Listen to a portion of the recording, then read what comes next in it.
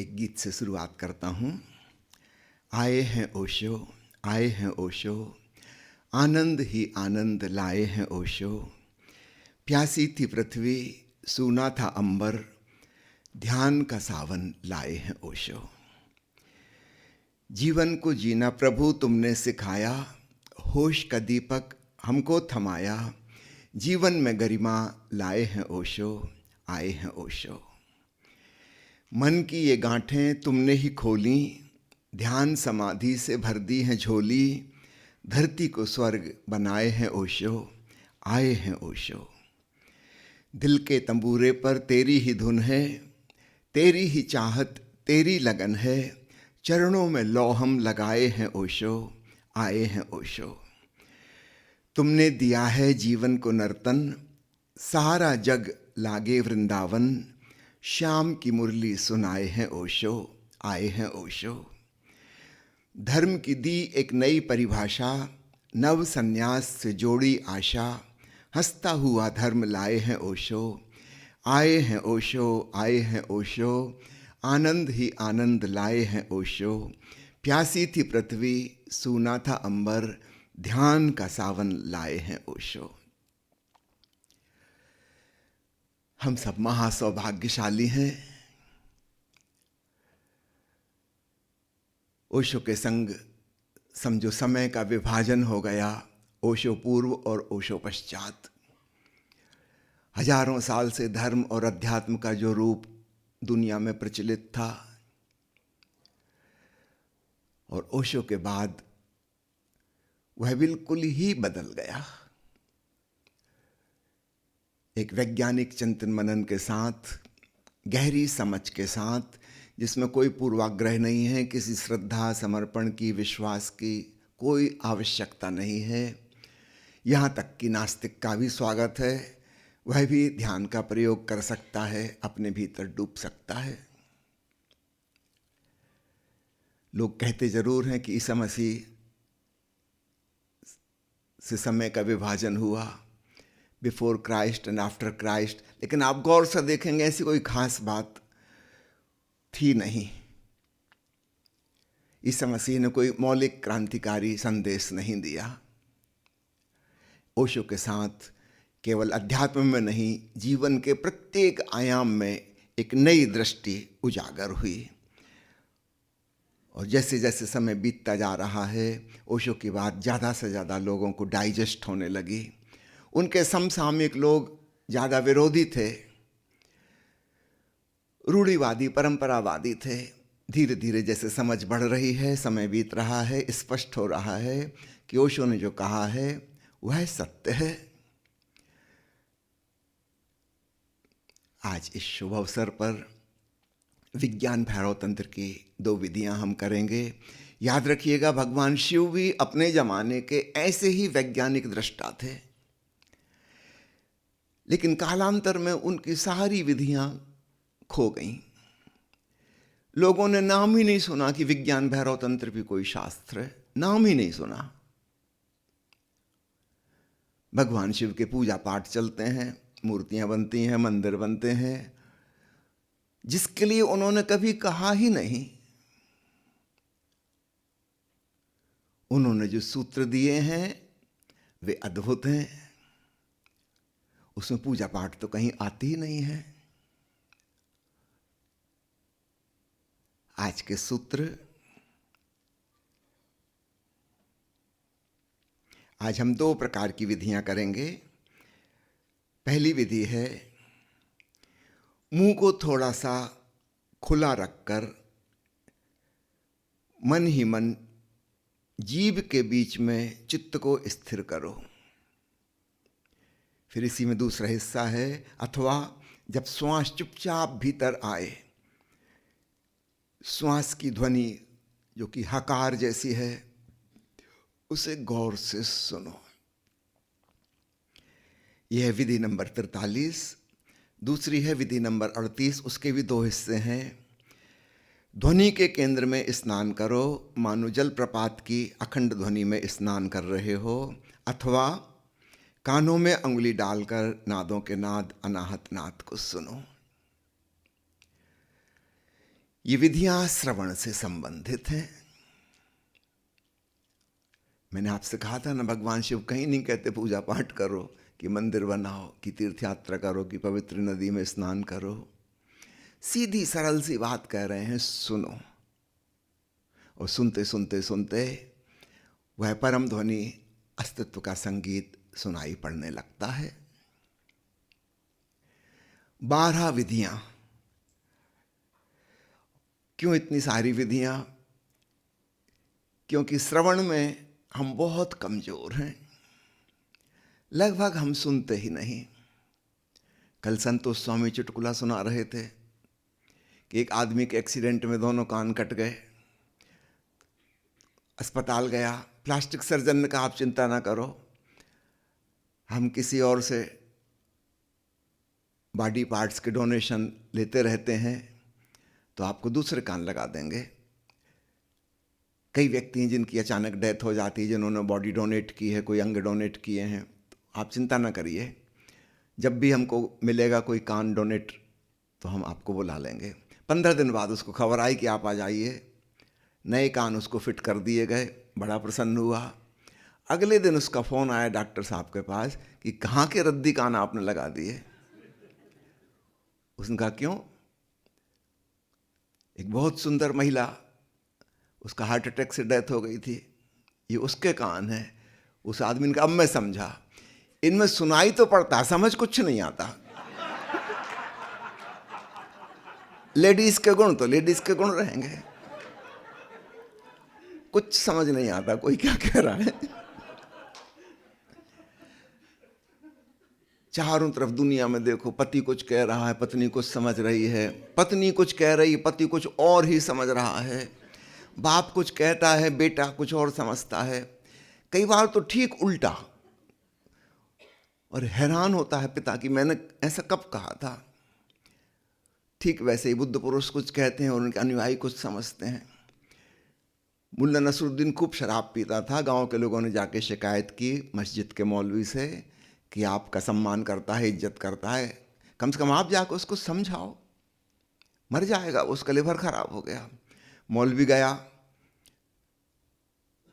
दुआ सलाम करने के बाद उसने कहा कि नसरुद्दीन, हमने सुना है तुम्हारा लिवर बिल्कुल ख़राब हो चुका है और डॉक्टर ने अल्टीमेटम दे दिया है कि शराब नहीं पियोगे तो बस कुछ ही दिन के मेहमान हो, क्यों इतनी शराब पीते हो? उसने कहा मौलवी साहब मैं क्या करूं, अब पैगंबर का पैगाम है, आदेश है, धर्म ग्रंथ में लिखा है तो पूरा करना ही पड़ेगा, जिए चाहे मरें, अरे सच्चा मुसलमान हो। वो मौलवी भी हैरान हुआ कि कुरान शरीफ में तो शराब के खिलाफ लिखा हुआ है, ये कह रहा है कि मोहम्मद साहब का आदेश, उनकी आज्ञा का पालन कर रहा हूं। पहले मैं नहीं पीता था नसरुद्दीन का, जब से मैंने कुरान पढ़ना शुरू किया तभी से शुरुआत किया है। उसने कहा कुरान में कहाँ लिखा है भाई ऐसा? उसने कहा आप देखिए। नसरुद्दीन भीतर गया, कुरान शरीफ लेके आया, उसने एक पेज पलट के दिखाया, देखो इसमें लिखा है शराब पियो। मौलवी का पेज पलटो तो सही, उस तरफ लिखा था तो नरक जाओगे। नसरुद्दीन का हमने पेज पलटे नहीं, हमने जहां तक देखा हमने तुरंत आदेश का पालन करने लगे, शराब पियो। हमने पेज पलटे नहीं, इतनी फुर्सत ही नहीं थी, हमने कहा जितना समझ में आएगा उसका तो पालन कर ही लें। और नसरुद्दीन ने फिर हंसते हुए कहा कि पीछे का आपने पढ़ा तो आप उसका पालन करो। आप जाओ नरक, हम क्या मना कर रहे हैं? हम ना सुनते हैं, ना पढ़ते हैं, ना कुछ। मैं जब डॉक्टरी करता था अक्सर ऐसा समझ में आता था मेरे को कि मरीज से मैं जो कह रहा हूँ उसमें से 50% ही उस तक पहुँचता है और बाकी का गड़बड़ होकर पहुँचता है, कुछ का कुछ और। जैसे एक मरीज को मैंने कहा कि आपका मोटापा बहुत हो गया है, वजन बहुत ज़्यादा, इसीलिए आपको ब्लड प्रेशर है, हार्ट अटैक एक बार हो चुका है, कोलेस्ट्रॉल ट्राइग्लिसराइड बढ़ा हुआ है ना, और कई खराबियां हो रही हैं, है ना। तो उन्होंने बताई, उन्होंने पूछा कि क्या खाना चाहिए, तो मैंने बताया कि आपको ये खाना चाहिए। 15 दिन बाद आए, उनका और 8 किलो वजन बढ़ गया। मैंने कहा आपने पालन नहीं किया? बोले बिल्कुल कर रहे हैं पालन, आप हमारी पत्नी से पूछ लीजिए। लंच के बाद जो जो आपने कहा वो सब खाते हैं हम।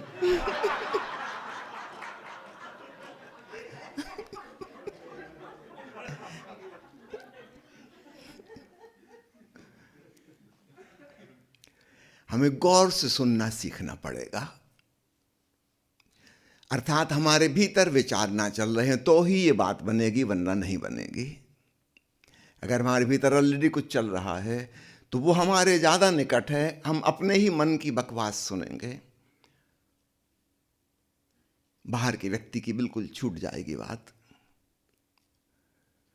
नसरुद्दीन आपको पता ही है कि बहुत अध्ययन मननशील था, इतना ज़्यादा पढ़ता था, इतना ज़्यादा पढ़ता था, और घर में एकदम आतंक उसने मचा रखा था कि कोई डिस्टर्ब ना करे, बच्चे रोना नहीं चाहिए, खेलना नहीं चाहिए, कोई हंसे ना, भाग दौड़ ना करे, किचन में से बर्तन की आवाज़ ना आए। पत्नी को खूब डरा धमका के रखा था उसने, और सब लोग दहशत में थे, है आतंकवादी किस्म का आदमी, लेकिन एकदम पढ़ाई लिखाई में लगा रहता है, नोट्स बनाता रहता है, कोई डिस्टर्ब नहीं कर सकता था।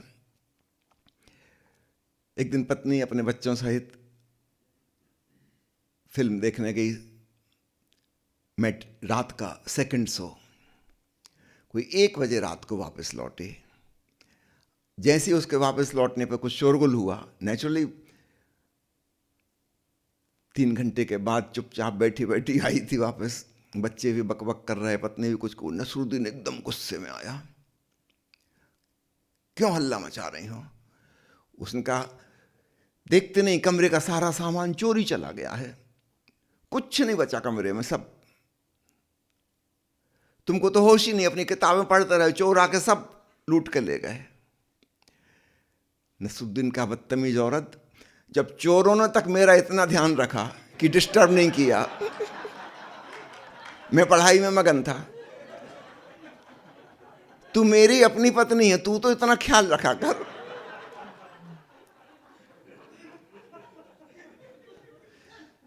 हमारे मन में पूरा बाजार मचा हुआ है, हम अस्तित्व की सूक्ष्म ध्वनियों से अपरिचित ही रह जाते हैं।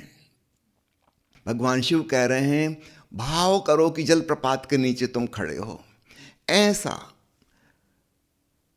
ध्वनि का बारिश हो रहा है, बरसात हो रही है, सब तरफ से ध्वनि तुम्हारे तरफ आ रही है। ये अनुभव तभी होगा जब हमारे भीतर एक वैक्यूम, एक विचार शून्यता, एक खालीपन हो, तब हमारे जीवन का केंद्र हम पाएंगे सब तरफ से भर रहा है। जैसे किसी खाली घड़े को नदी में डुबा दें, सब तरफ से पानी दौड़ के आता, घड़े में भर जाता है।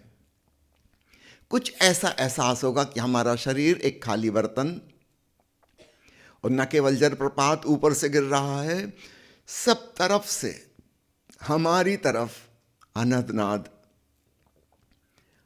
हमारे जीवन के केंद्र में पहुंच रहा है।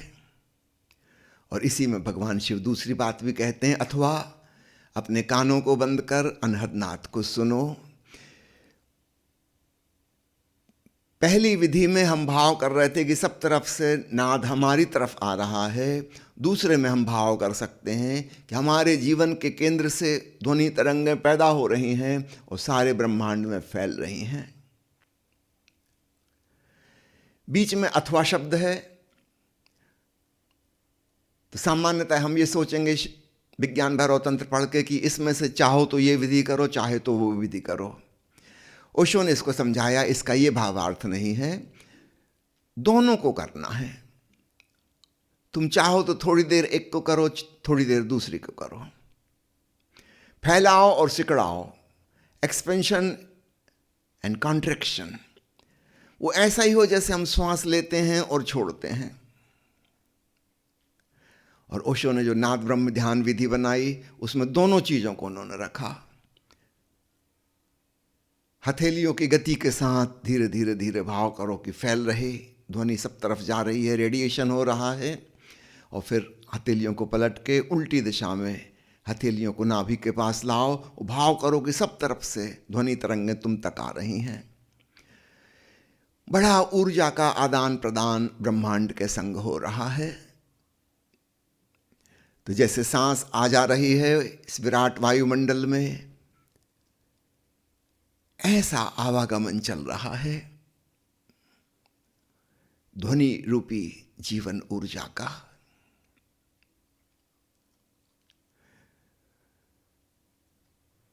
भगवान शिव ने तो पार्वती को उपदेश दिया था उस समय, कैलाश मानसरोवर में रहते थे, वहां आसान था, एक बार कान बंद करके रिकग्निशन कर लिया, पहचान गए उस ध्वनि को, फिर तो खुले खुले कान भी सुनाई देगी। शोरगुल नहीं था, पर्वत पर निवास था, कोई भीड़ भाड़ नहीं थी, हेलीकॉप्टर नहीं निकल रहे थे, हवाई जहाज नहीं निकल रही थी, ट्रेन सीटी नहीं बजा रही थी, बसों और कारों के हॉर्न नहीं बज रहे थे, बच्चों के पास मोबाइल नहीं थे, बड़ों के पास टेलीविज़न नहीं थे, शांति थी। आज हमारी स्थिति बहुत भिन्न हो गई।